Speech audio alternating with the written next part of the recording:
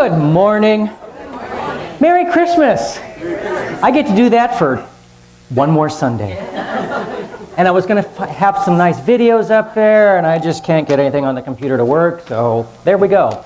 I'm going to try to do one song that I really, really like. I saw it this week, but I can't get the screen to go full, so it's going to be a little bitty picture up there. I'm still going to do it, though. So, okay. Drink, steal, swear, and lie. I'll just stop right there. No, it's like, I met a guy who has a motto who lives up to it every day. He said, listen carefully and live by these 4 rules. Drink, steal, swear, and lie. I was shaking my head, no. But then he told me to listen while he explained his 4 rules. 1, drink from the everlasting cup every day. Steal a moment to help someone that is in worse shape than you are in. Swear that you will be a better person today than yesterday. And last, but certainly not least, when you lie down at night, thank God you live in America and have freedom. I am not as good as I should be. I'm not as good as I could be. But thank God I'm better than I used to be. Ta-da! And stuff going on this week. Sorry, I'm a little hot here. So, must be my sweater, right? Yeah. Qigong every Sunday. Oneness Blessing on second Sunday of every single month. And today, and then after service is also Oneness Blessing.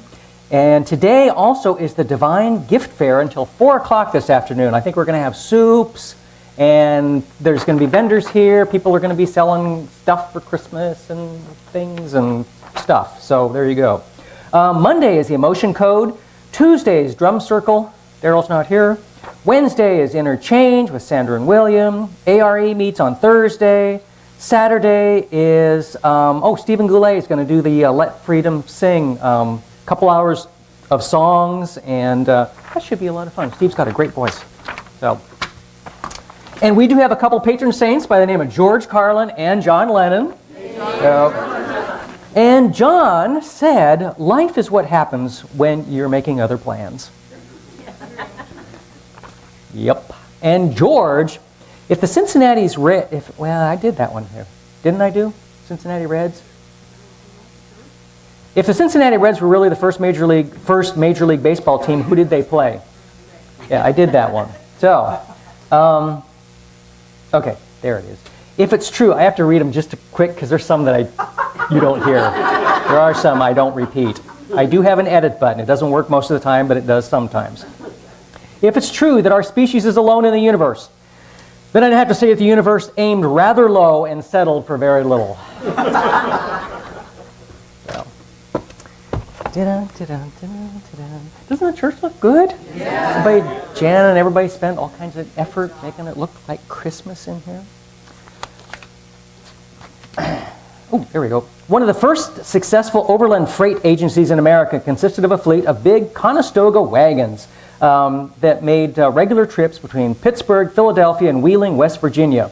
Rough and tumble drivers who liked their whiskey straight and their tobacco strong complained that the slender chair roots that were in vogue, little bitty cigarettes or actually cigars, failed to give them satisfaction. Accordingly, a Pennsylvania cigar maker devised a bigger, thicker smoke specially for Conestoga drivers. Other men sampled them, liked them, and began referring to them as Conestogas, shortened to Stogie. The name spread to all types of cigars and won a permanent place in both the dictionary and the heart of the American male. Now you know. I'll bet you have been waiting all your life to know what that was. Things that make you go, Some have been thought brave because they were afraid to run away.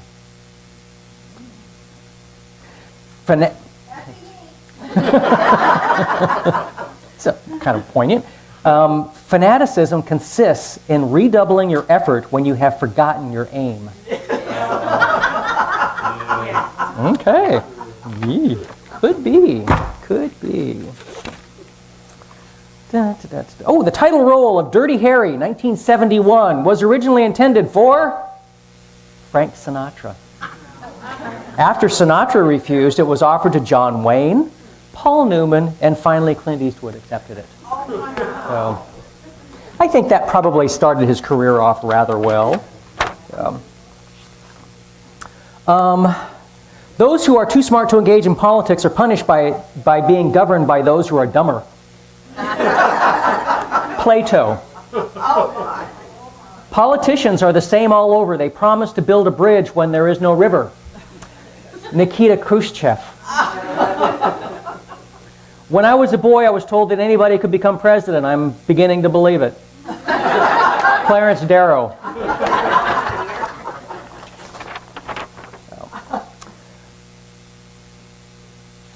I think, that was the second page of this one. No wonder it didn't make sense to me. 9 out of every 10 living things live in the ocean.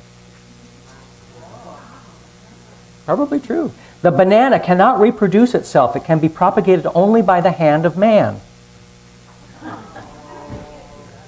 I don't know. Yeah. Airports at higher altitudes require a longer airstrip due to their lower air density. I knew that one. I knew one of those things. Oh, more T-shirts. I love these T-shirts. One of these days I'm going to actually get one of them, maybe. Steve's Know Nothing shirt. Or Phil's, or whoever's. Ask Grandpa anything. I know a lot, and when I don't, I can provide you with a really good made-up answer. Grandpas are good. We are so good at that. Grandkids will believe anything. I'm not yelling, I'm Italian. Little dog face, a little starry-eyed. Excuse me, are you going to eat that?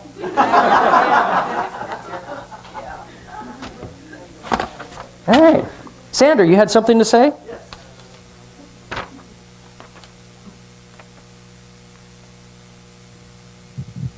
Now that your heart's all opened up and you're all excited and the blood is flowing from the humor, all right. World Peace Meditation, December 31st, 4 a.m. Everyone on the planet has a time that's synchronized.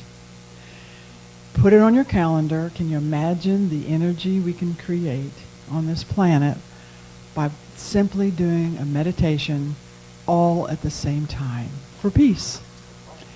If you want a group, if you want to jump up and go, yeah, I want a groupie, there's a group that's meeting at Denny's on Highway 395 in Kennewick Avenue from the Center for Spiritual Living. They've got a group there. We're going to meet together and do a meditation and have breakfast. And so you have both ends of the spectrum. Lying in bed, the alarm goes off. Oh, meditate. Okay, I hope I can keep my eyes open long enough to get through.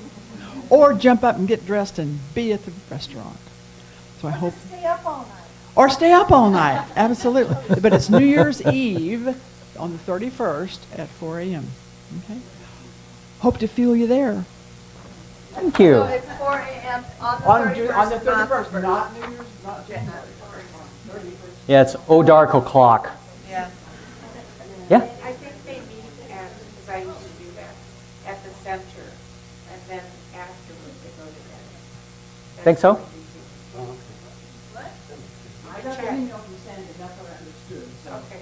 anyway, check on that. Check on that. Josie,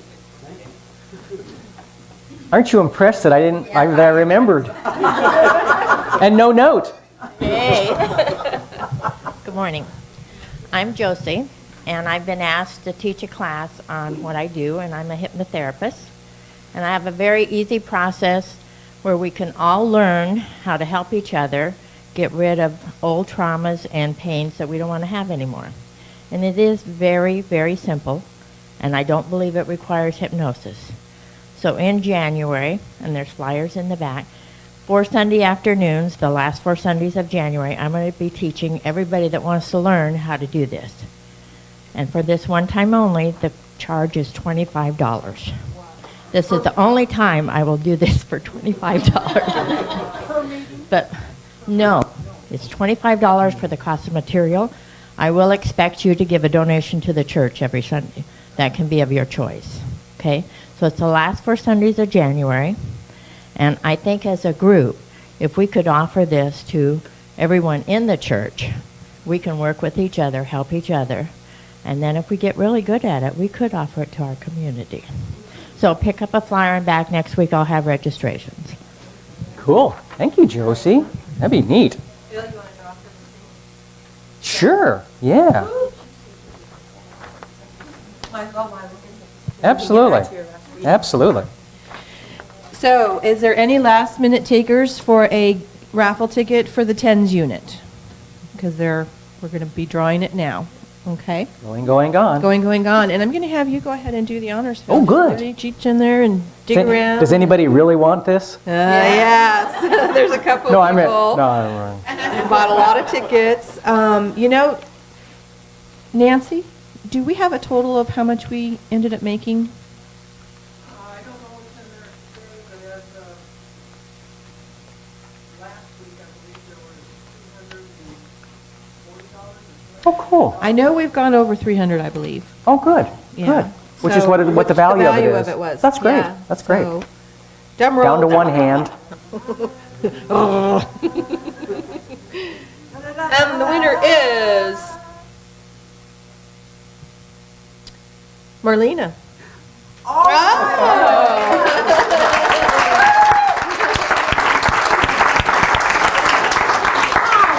Can Tracy try it and make sure it works?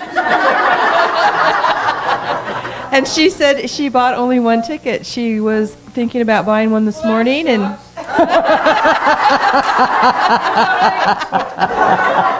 it's very right. That's great.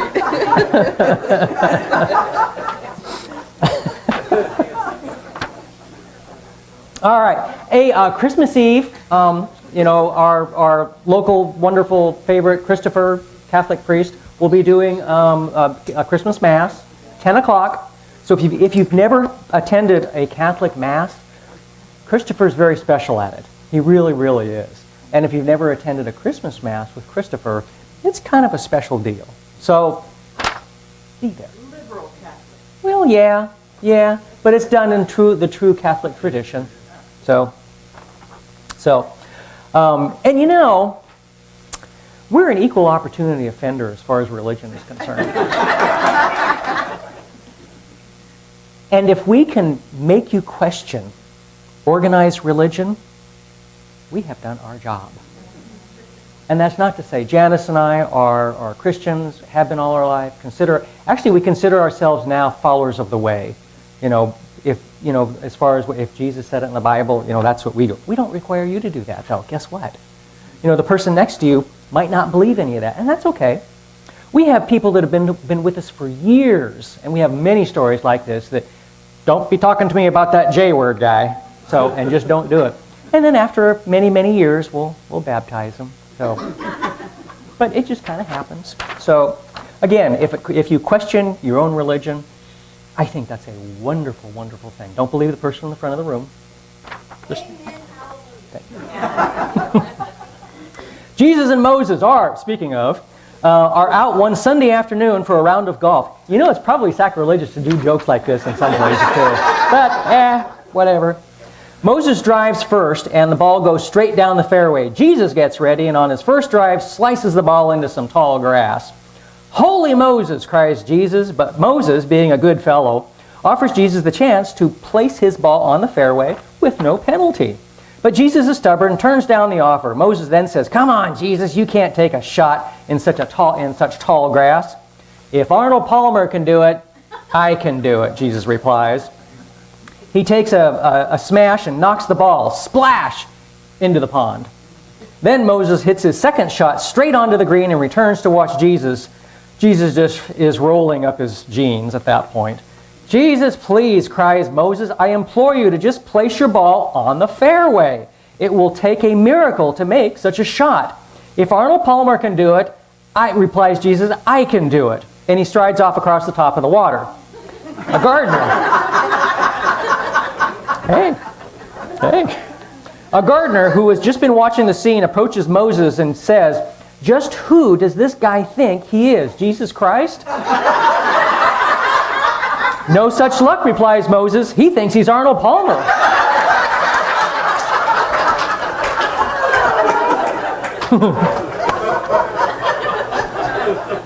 kind of like that one.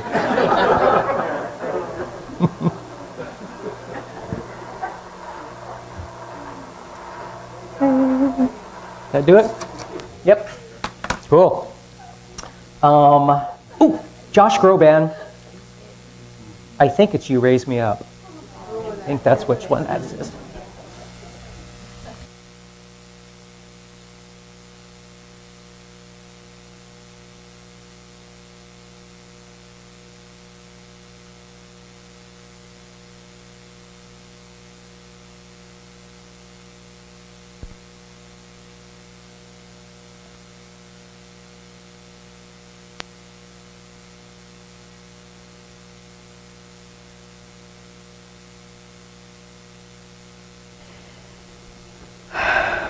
Wow. Good morning. Don't mind me, I blubber a lot. It's just kind of normal. I want to share with you today, oh, it's funny, I have to tell you.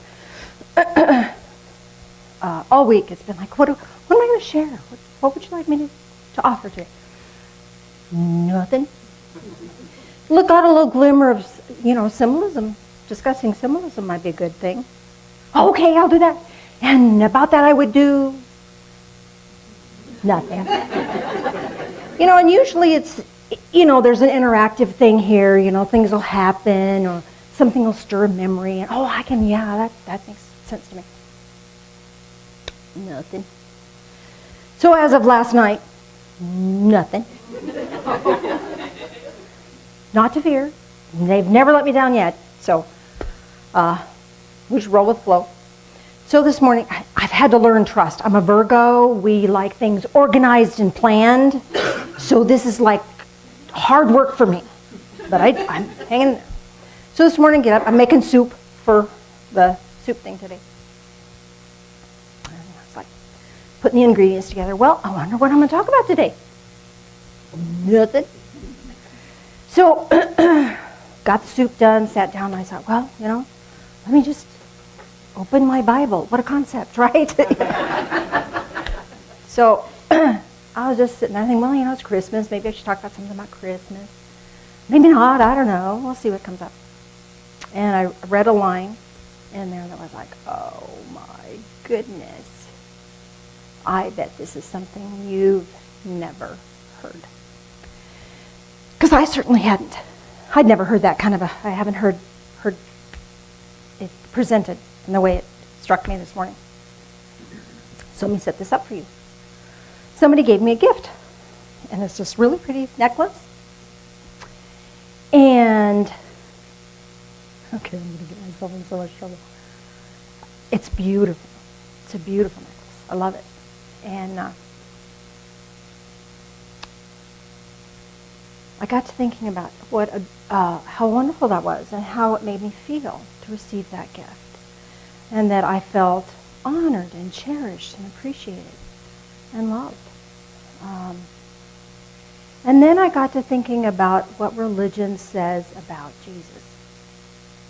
And how most religions want you to think that you're a scuzzy slimeball, and only because God in his great infinite mercy sent his son because you're such a horrible crud that you had to be saved. Right? Isn't that what we've heard? Oh my gosh, can we set that aside for a second and take a new look? Let's take a new look at that. If you would be so kind as to share this journey with me. 2 thoughts today.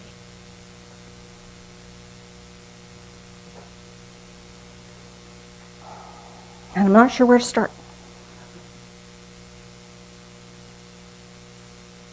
Well, I opened here, so let me start here. This may not be the best place to start, but let's start here. This is in Matthew. I was getting there. Just because I usually forget. It's in here. You can find it if you look. Matthew 18, verse 3.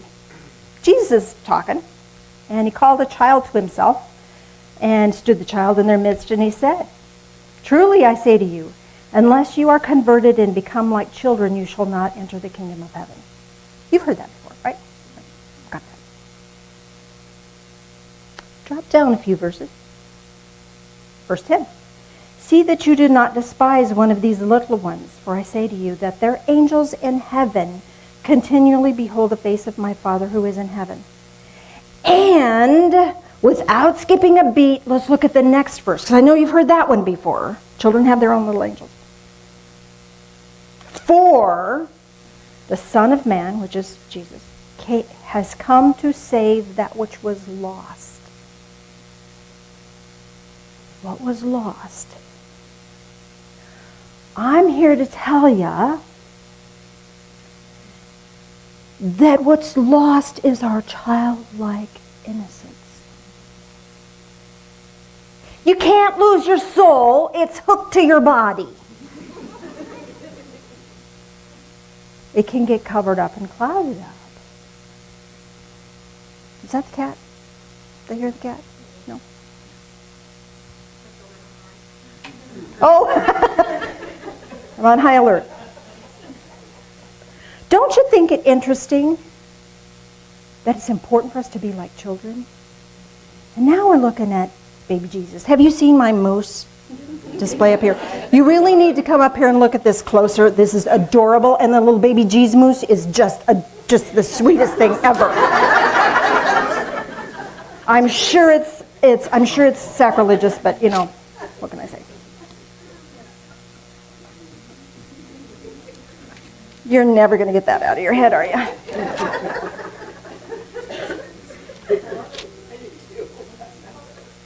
Okay, so keeping in mind this childlike innocence that we hope to reclaim.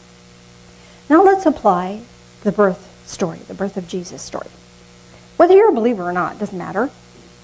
Because there's metaphysical, metaphorical information here for you that can serve you and bless your life. If you happen to be a believer, then it's like a holy wow on top of that. It's all good. So here's Jesus. No, Matthew has a part of the story and Luke has a part of the story. And then our traditions have a whole other part of the story that really isn't any of this anywhere, but we kind of add that in there. But anyway, in Luke, Jesus is born. The angels come to the shepherds. Remember that part? Remember that part? And here's what the angel said to them. It starts out with one angel. "Do not be afraid." Now, I don't know about you, but the first time I saw an angel, it totally freaked me out. And I think if you saw an angel in the dark of the night, you kind of would freak yourself out. I think that would be, being afraid is a perfectly natural response. It says, "Don't be afraid, for I bring you good news with great joy for all the people." It talks about Jesus is born. Then he says, "Glory to God in the highest." The multitude of angels showed up. "Glory to God in the highest, peace on earth among men." You've heard peace on earth among men. You've heard that, right? Have you heard this part? Have you heard this part? "With whom he is pleased." With whom he is pleased. Jesus wasn't sent because you're a filthy, nasty, horrible human being. God is pleased with you. It's a gift because you're loved. Not because you're unworthy, but because you are worthy. How cool is that? You got that? Bring me a soapbox. I'll get a little higher on my soapbox. Or a really tall horse, I can do it.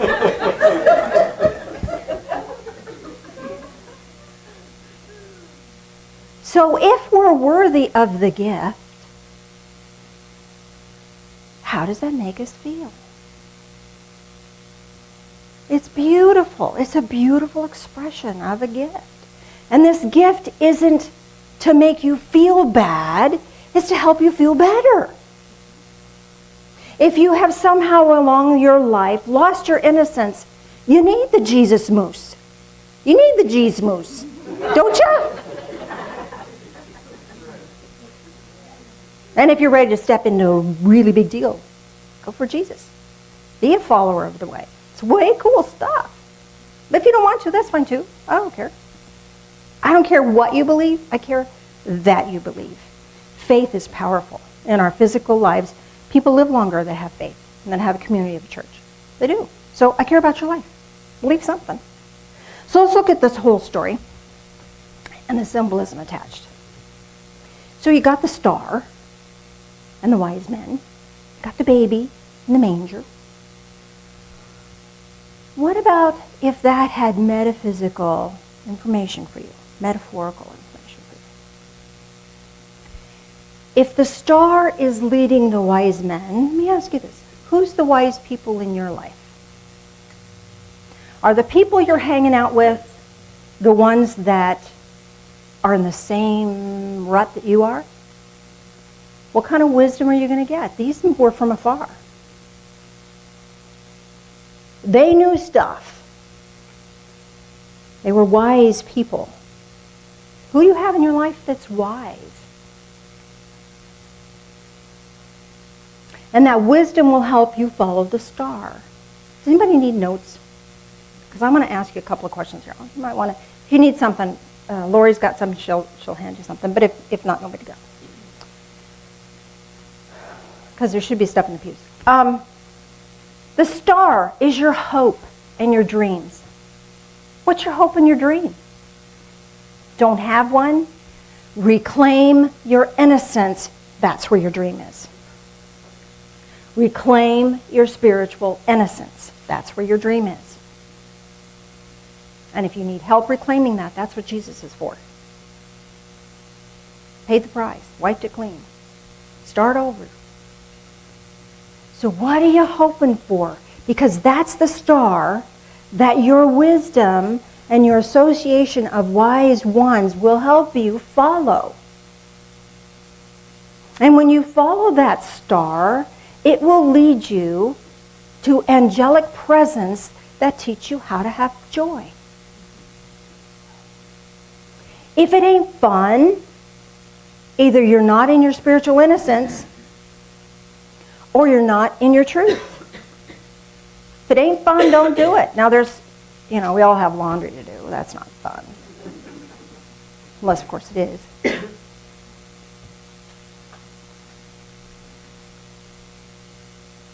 But everything we do can have a joyful aspect to it.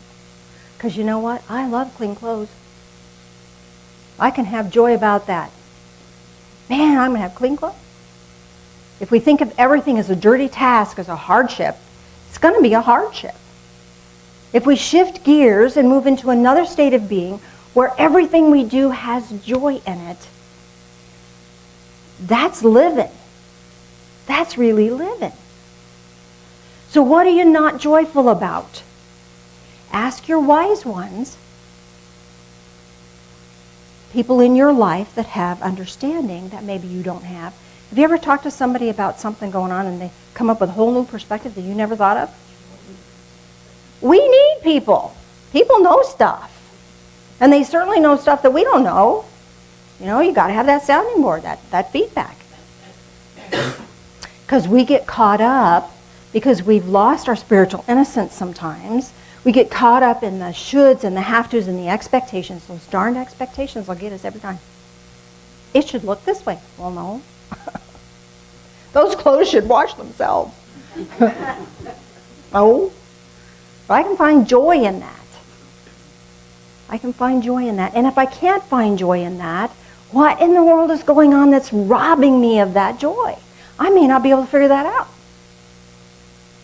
Find wise people to communicate with. Talk about it. We talked in previous messages about letting go of the anchors that hold us back in the past and getting present time. And if we have fear of the future, it's because we're reacting to something that happened back there. Let that move, let it go. And here's the deal, it's hard. It's hard to let go of old stuff because we think it defines who we are. The gift defines who we are. The gift defines that we're worthy. Defines that we are valuable and precious. And if you don't think you are, look back to the gift and have wise counsel to help you see the truth of that. Then there was Herod. Remember Herod? Oh, go tell me where the baby is and I'll go worship him. No.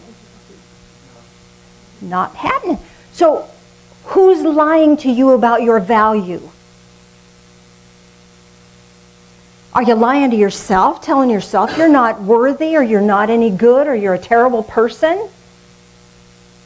What'd the wise men do? They went a different way. They didn't even talk to the guy again. If there's someone in your world that's telling you you're not good enough or you're a terrible person, stop talking to them. If you're telling yourself that, take it to Jesus. Get the truth. Now, with that said, I have to tell you, I have this issue of recurring theme in my life of self-loathing, of being terrible. I shouldn't be here. Nobody loves you. It's terrible. You're worthless. Look at all the mistakes you've always made. And that voice will creep up once in a while, and it's devastating. And I have to stop listening to that.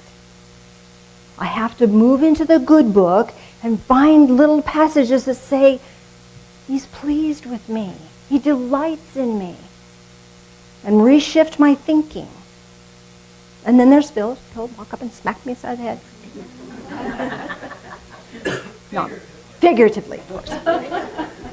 Although once in a while he has tapped the back of my head. What are you thinking? Gibbs slap, what can I say? So what are you saying to yourself? If you're not telling yourself you're worthy, shut the heck up. Stop that. It's a luxury we can no longer afford. If you're telling yourself you're not good enough, stop it.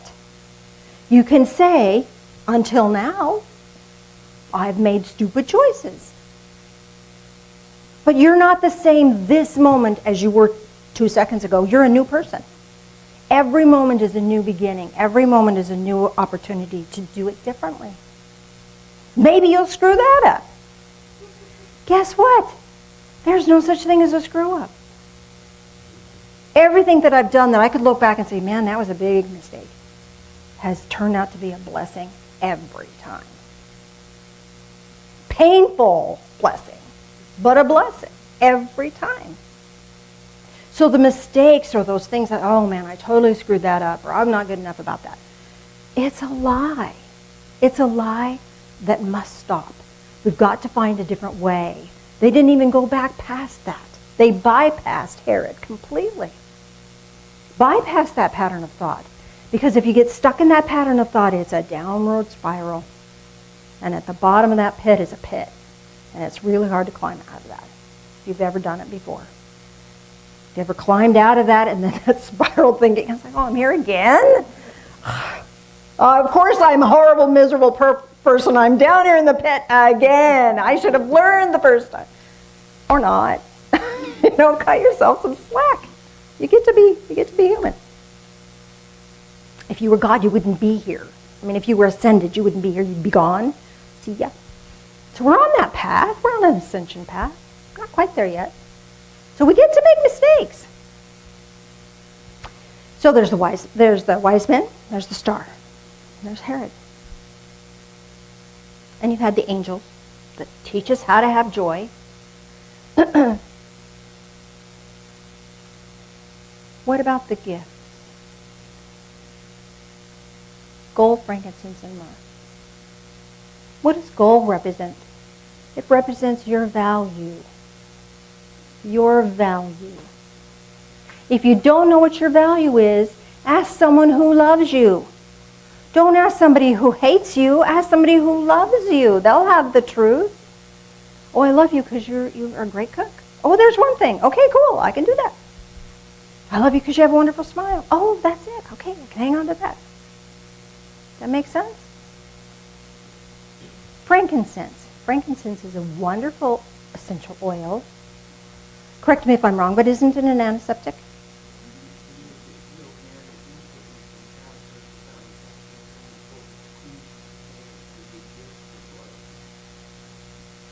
Gift from royalty. So, gift from royalty. What in your life needs an antiseptic cure?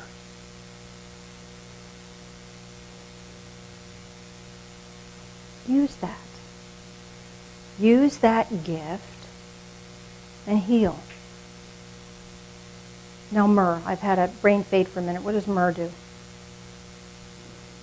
Myrrh is also a...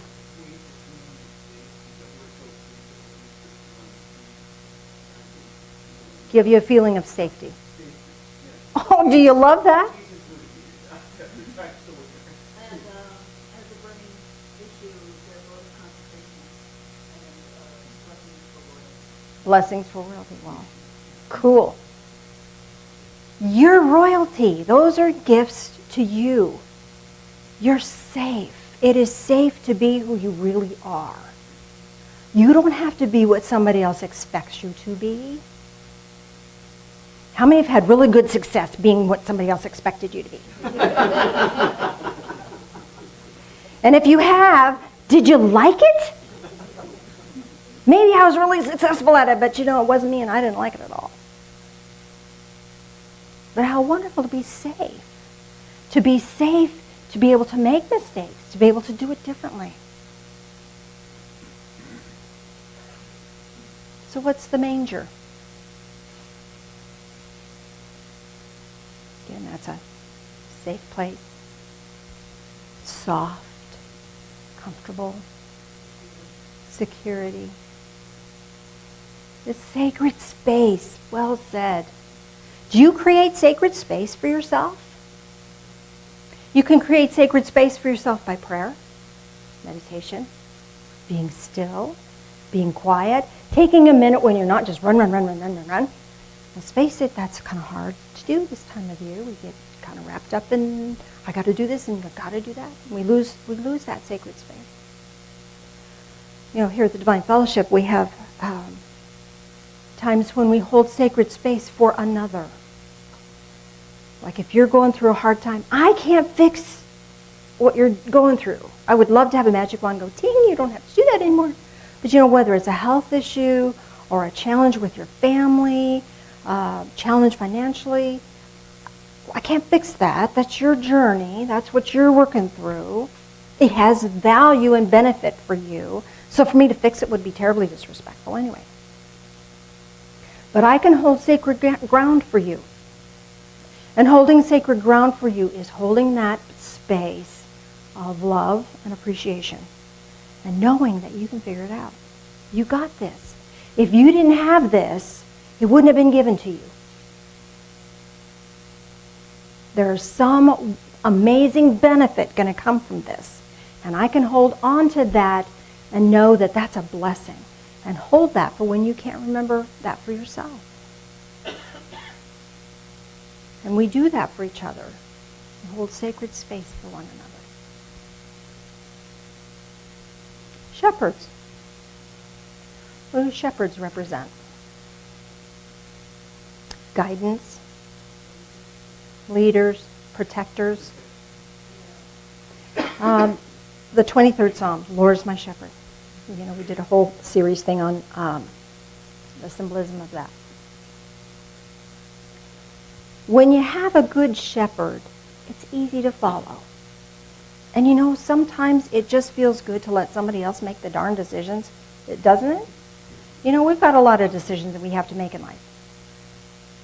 And a shepherd already knows the way. They've already found where the water is, so they're just going to lead us there. You can't push sheep. They'll split.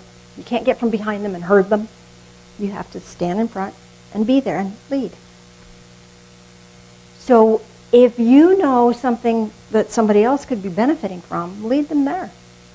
It's a cute, adorable video, Facebook, the other day. And it was a puppy, and he was at the top of the steps. He'd gotten up to the top of the steps, and he couldn't get down. He was whining. And the older dog went up the steps, turned around, and came back down.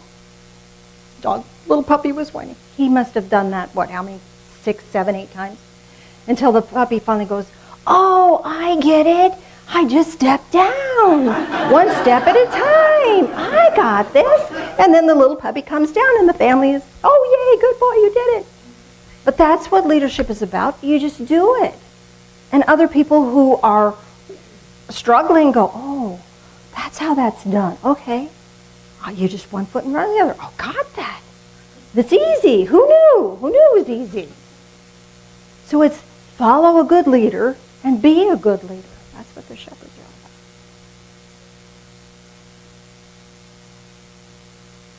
So bottom line here, metaphysically speaking, that which is lost is our spiritual innocence. And we reclaim that by becoming childlike. Now, childlike is different than being childish. Childish is that selfish side that wants it our way. I want what I want when I want it, which is like right now. Childish is that, or childlike wonder is, ooh, I wonder what's in this for me. Wonderment is the most powerful spiritual tool you could have. I wonder about that. Because second you move into I wonder, you don't have to have an answer. You don't have to have an expectation. You don't have to figure it out. Most of us wait till we have it all figured out before we take the next step. No. Wonder. I wonder what's up with that. And the answers can come. Let me show you about wonderment. You can look at a candle and just say, I wonder how many candles are burning in the world. And just kind of wonder about that.